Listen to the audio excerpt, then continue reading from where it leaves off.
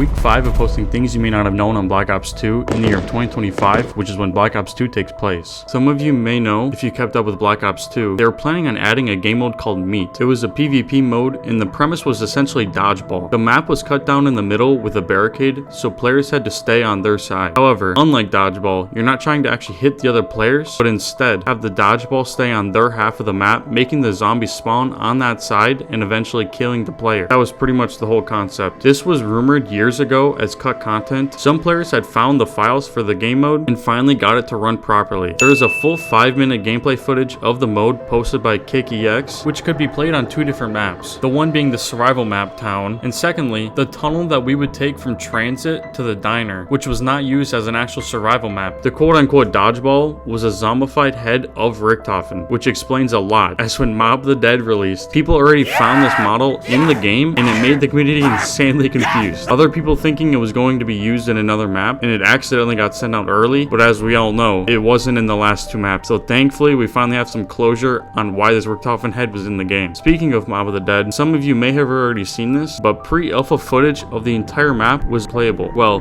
for those smart enough to get it working. The map was planned on being much bigger than the version we got. Funny enough, it's pretty much the exact size of Blood of the Dead, with a little changes here and there. Instead of using a fast travel below the map, like in Blood of the Dead, you used a minecart, allowing you to move around the map faster. Unfortunately, all these extra areas had to be cut, as the console limitations at the time would have made the map not run properly. Were you guys surprised by anything? Let me know in the comments.